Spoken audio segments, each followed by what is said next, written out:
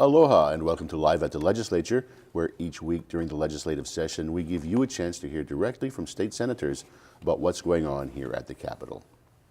The State Salary Commission is expected to release its recommendations soon, and those recommendations will include suggestions for salaries for the legislative, judicial, and executive branches of government. Here to talk about the commission and explain what they do is Senate President Ron Kochi. He represents the Kauai, which is the 8th District. Good morning. Well, good morning, Richard. But I also have Ni'ihau in my district. Don't want the 130 voters on Ni'ihau to be left out. Just to make it clear, it's Kauai County. Yes. So the commission consists of 2 members appointed by the Senate President, 2 members by the Speaker, 2 members by the Governor, and the Chief Justice has 1 appointee. The last salary increases, I believe, were in 2011. One of the big issues back then is our judiciary was in the lowest 5% in compensation in the nation, and in trying to recruit better judges, then the real issue was what would be an appropriate raise for the judiciary. And the commission will have recommendations for all 3 branches, and unless the legislature chooses to reject the report that they submit, then the Salary Commission's recommendation would take effect. Okay, let's back up a little bit. How is the commission composed? Where do the commissioners come from?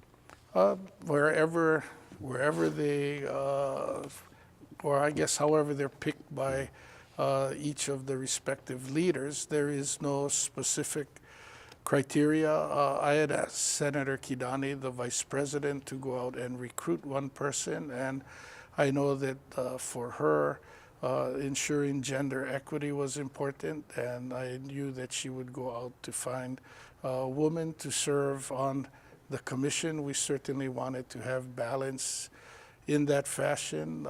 I wanted to see someone from the neighbor islands, since I'm a neighbor island legislator, and I was able to talk to Beth Tokioka, who had served in both Mayor Kusaka and Baptiste's administration. She's also worked in several different capacities in the private sector, and thought she'd bring range of knowledge from both the private sector experience she has as well as her governmental experience. I know that one of the governor's picks was Rachel Wong, so we have 3 women that are serving on the commission. So from a gender perspective, I felt that we had achieved some level of balance. I believe Beth is the only neighbor islander serving, and she is flying to the meetings here on her own dime. There isn't a budget, and so it is a challenge to recruit someone from the neighbor island to voluntarily do this, and so I'm appreciative of her willingness. But they do come from, it's not like you appoint everybody, or they don't come from just one place. No, again, 2 for the Speaker, 2 for the Senate President, 2 for the Governor, 1 for the Chief Justice. So they represent a wide range across Yes. the community. And you mentioned unless the legislature declines the recommendations. How do the recommendations work? So the Salary Commission says... They will have essentially in their report, almost in the form of the resolution, saying that this is the recommended salary increases, and the legislature, to reject it, would have to introduce a resolution of rejection. And then the only thing I would let the public know, a sitting legislature cannot affect its own salary. And so while the judges and the administrative pay raises would begin in the next fiscal year, July 1, we aren't going to see a pay raise for legislators until after the 2020 election. And so while you'll see a even raise over the 6-year period that they are setting the salaries for in the other 2 branches, what you'll see is a big spike in year 1 for the legislators, and then drop off in the next 3 years, because there'll be no pay raise for that first 2 years when everybody else is affected. And I think there's one kind of critical aspect of this that people seem to misunderstand. The salary recommendation for all three branches have to be accepted as a whole. You can't Yes. say, we'll give it to the judiciary, but we'll decline ours. Correct. Okay, and that's to make sure that there's fairness? Yes, well, yes, and you can't say we're upset at the governor and so we're not going to give him a raise, but, we'll take a raise and, let's go take care of the judiciary or however you want to look at it. So, yeah, it's there for fairness. But we have seen recently the judiciary salaries have been going up faster, I guess, to catch up with what was. So they're now in the top tier of judges across the country. And, we've seen better gender equity. So hopefully it's resulted in more women who are applying. There was a big disparity of men versus women in the judiciary, but part of the problem is not a lot of women were applying. And so hopefully this has helped. I know that the Chief Justice has appointed half women, or we've achieved in the district court just about a 50-50 ratio. Another sort of, and you and I were talking about this right before we came on, the question of the level of legislative salaries. When you compare the salary of a state legislator to, say, county council members, it doesn't quite match up. Legislators make quite a bit less Than all of the four council members. And, part of it is the, perception of being a part-time legislator. And today with smartphones and iPads, laptops, people are in 24-hour communication. And even when we're in the interim, they certainly expect to get a response to the inquiries that they send in, and they send them in all the time. And, it's all part of the job, but it certainly evolved as far as part-time, and when session was over, you go home, and, they didn't even have full-time staff back in '82 when I was a legislative staffer, and that's certainly not the case today. Well, thank you very much for being here early on a Monday morning. Thank you for joining us. Thanks to Olelo for making this time available. And we'll see you next time, live at the legislature.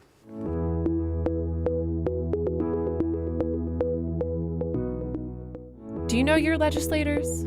Visit capital.hawaii.gov and enter your street name to find detailed information about your representatives and senators. From your district number to the committees and current bills your legislators have introduced, this is an easy way to stay up to date with what is happening in your community. If you're looking for detailed information concerning Hawaii State Senate and House hearings, please visit olelo.org/gov-archives. Videos are arranged by date, with the most recent at the top of the list. You can also search the on-demand media library by typing keywords into the search box.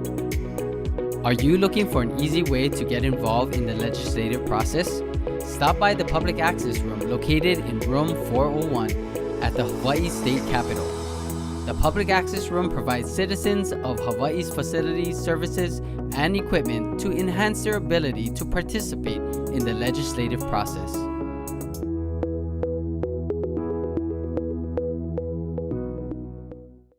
Aloha, and welcome to the House's segment of Live at the Legislature, where every week we sit down with members of the House of Representatives to talk about concerns, issues, and legislation moving through the state capitol. And last week, the House moved a whole lot of bills on over to the Senate. We passed about a little over 300 bills, and tomorrow we will go into session again and pass a bunch more. Joining us this morning are two leaders of the House Majority Caucus, Representative Della Albelati. She represents District 24, Makiki, Tantalus, and Papakolea. And also joining us is Representative Dee Morikawa. She is the House Majority Floor Leader and represents District 16, the island of Kauai, the island of Ni'ihau, and Waimea, Kauai. Did I say you were the House Majority Leader as well? I believe so, yes. Okay, well, she's the House Majority Leader as did. well. So Della, why don't you, can you give us kind of an overview from your perspective on how things have been going so far? We are having a very active and productive year. I think we're going to see a lot of measures, particularly from the House in the area of good government. We're passing on numerous campaign finance reforms that will ensure better transparency as well as prohibit independent expenditures in large amounts prior to elections. We're seeing a lot of good election bills to deal with some of the recount issues that we've had, as well as how we fill vacancies by special election. And then we're going to also see a number of anti-corruption bills that are going to be addressing in the event of public corruption, how can we protect the public interest. We also have a number of bills, as always, on some hot social economic issues, and I think at the top of that is minimum wage. We have two measures moving from the House that relate to minimum wage that would raise it incrementally in one bill, as well as allow the counties, as many jurisdictions do on the mainland, to also address and raise the minimum wage. Finally, the House is taking up for the first time decriminalization of cannabis. So there's a lot of activity in those areas. What I wanted to talk to you about is going back to the elections bills. Before it was Kauai was going to be pilot projected for all mail-in voting. There is a bill now moving that would make it statewide. Can you talk a little bit about that? Exactly. So being the pilot, we thought this would give the rest of the state more courage to do it. And I guess during the interim, they decided that we were all ready to do it, which we kind of had an idea we would be. So I'm really looking forward to it because it's going to probably encourage more voters. Well, you know, that's always a good thing. And then I wanted to get back to you, Della. You mentioned anti-corruption bills. Can you talk a little bit more about that? Sounds pretty important. Sure. I think there's actually three bills that we can focus on. First is our emoluments bill, which would not allow certain types of salaries by our elected officials. There's also a bill that would, in the event of a conviction against a public official, it would empower the courts to address the issue of receipt of benefits and pensions and those types of retirement benefits. Finally, there's a third bill that the House will be considering tomorrow. It's related to the Rapid Transit Authority. And we know that HART is now subject to 3 federal subpoenas. We had an audit measure that was very important to both the House and the Senate, the legislature as a whole, that we had passed as part of the grand bargain to ensure that we had funding for rail. Right. But we are actually pulling back on that because in the event of federal investigation, one, we don't want to interfere with the federal investigation, and secondly, we don't want to put the auditor in jeopardy by saying, you know, he needs to do something and then he can't do it because of the federal investigation. So we're actually repealing that to allow the federal investigation to go forward, and then we'll have to reevaluate at that point as well. On the going back to the forfeiture of your pension rights, I am surprised, frankly, that we don't have any. This will be the first time we're even considering something like that. Well, I think, you know, if there is public corruption when a person is performing their duties, that it's a very serious matter. Right. And so we need to deal with that now and empower the courts to be able to protect the public interest, frankly. Okay. There also, last week, we passed over a whole lot of climate change bills, in particular addressing sea levels. Can you talk a little bit about some of those bills, Dee, and how it particularly might affect Kauai? Well, I can say that this is a very important subject. We really need to think seriously about it. Recently in Waimea, my own town, the last king tide brought in some major flooding in the valley, and people couldn't understand why the valley would be flooding when there were no rain events. So it just makes us aware that we have to plan our development for the future to deal with sea level rise, and we also have to figure out what we're going to do with structures today. Yeah. Another thing, another bill that I noticed that has a lot of relevance for neighbor islands is a bill to establish procedures for remote testimony. And that has been something that has been talked about constantly in the ledge. Right. And we really need to encourage that because neighbor island people are the ones that suffer. They want to come here and testify. They're very passionate about their bill. But when they look at the airfares, they realize they really can't afford it. So they just submit written testimony. They really want to show us how passionate they are about the bill. Great. That's good. I also want to talk a little bit about, very quickly, about number one, there have been 4 officer-involved shootings in this state in the past few weeks. 2 of them involved public safety officers. We do have some bills going through on that. One would require public safety to develop policies for governing force and for using less than lethal weapons. Rep, can you talk a little bit about that or the necessity for it, either one of you? Yeah, I mean, we don't want to be reactive. We want to make sure that we do something before any bad situations occur, but obviously we have had one. And the importance is the training and equipment upgrade and just having a plan, a really good plan in place so we can deal with this, so nothing will happen in the future. Okay, well, thank you for joining us this morning. I mean, obviously, we're sending over to the Senate. Senate is coming at you, about 300 bills, very good bills, excellent bills that we would like for everybody to consider. And thank you for joining us. We will see you next week at Live at the Legislature.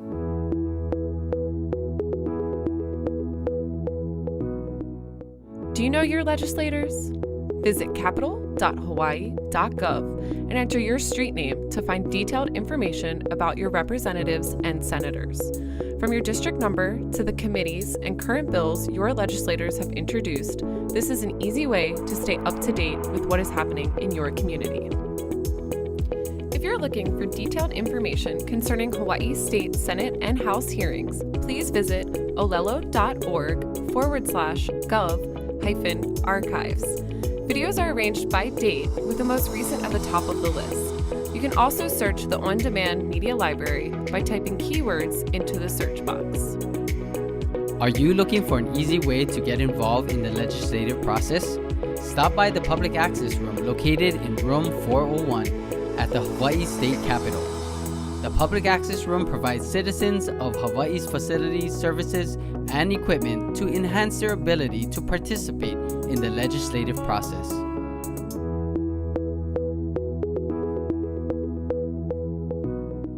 Good morning and welcome to the Legislative Minority segment of Live at the Legislature.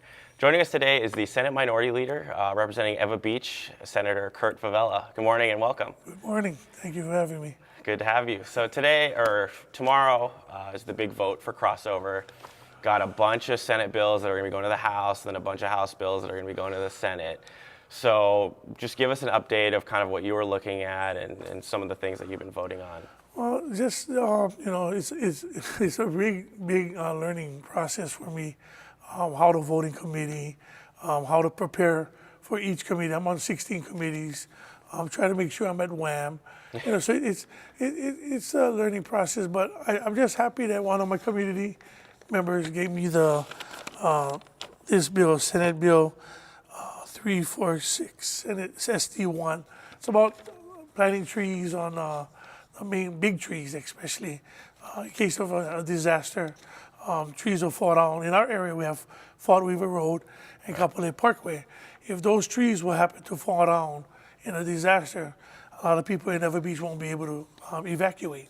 So she came up, asked me if I could come up with something, and believe it or not, it's going forward. I'm really happy about that. Yeah. So that's got to feel pretty good. It's your first session, and then one of the bills you introduced is going to be moving over to the House. Yes, it's a really good bill. I mean, if you really look at it, it gives people that do the natural disasters authority to go and check out the whole state, all of Hawaii, and see where there are possible ways that if trees or debris, like the pali, would fall down, would stop people from evacuating and get out of the area safe. So I think that's pretty good. Yeah. Yeah. Yeah. And one of the other things that the Senate has taken up the past few years is the Airport Corp. So that's SB 666 this year. What are your thoughts on that? I just hope that it has the momentum of going through. I know in the past, I think they had problem with the procurement process. I think that was in the House. I hope that when it reached there, it is the way that it was proposed to them so that we can get it passed, because I think it's going to be something good for the community and the industry. So you're a working man and got some labor support. And so what are your thoughts on the procurement code with the Airport Corp? That's something that we was discussing. I think that we should really look into it. I mean, because you're going to do something later on that's going to hurt labor. It's going to hurt the working man. I'm not for that. Right. I want everybody to be able to work in unison and together, but not giving on one side more opportunity than the other. Yeah. You know what I mean? Yeah. Yeah. And another bill that you had mentioned that you were looking at was SB 415. And what that would do is it would allow advanced practice registered nurses to perform an abortion in certain circumstances. Yes, I'm not necessarily for the bill. I'm totally against abortion. I'm pro-life. I mean, but if the lady or the women that want to go out there and have the procedure, they should have it in the most safest and most have the best people that went to school, like the doctors. I mean, you would have to have, I'm not saying that registered nurses are not educated in that, but that's not their field. Their field is not that. If the doctor is trained and doing his job, you don't want something happen not only to already you taking a life, you don't want to take two lives by having the women pass away, by having one nurse, something happen and they don't have the education to save that person. So I just think that's a very, very, not a good bill. Yeah. Not a good bill. And with those types of measures, I think we're seeing that sort of a lot through the legislature is, for example, with allowing psychologists to prescribe medication for, mental illness and mental treatment and whatnot. And a lot of that just points to Hawaii having a doctor shortage, and that's something that affects a lot of folks in rural communities, neighbor islands and stuff like that. So what what do you think about? No, I totally believe that. But see, what I'm saying is that we shouldn't make it easier for do certain things. I mean, I understand some of the areas like we've been talking about midwives. I understand the neighbor islands are like big time miles away from hospitals. So I understand they have to do what they have to do to deliver a baby and prescribe to take care of an individual. But to be so blunt in the sense of trying to pick and choose on what we're going to do for our state, it's sad. It's sad. So I'm like I said, I'm not for making things easier, but to make it safer, I'm all for that. Absolutely, absolutely. And another sort of hot button issue that I believe died in the Senate was the legalization of recreational cannabis or marijuana. Right. And so the House, they just mentioned in the last segment that they're going to be using decriminalization. So it just replaced, instead of a criminal penalty, just with fines. And so if that were to come into one of your committees, how would you vote on that, or how do you think that would affect the state? Well, depending on how it's written up, because I've seen some bills that they want to, people that got caught with pot or marijuana, they wanted to go back as far as years and clean up their record. I don't think that's correct.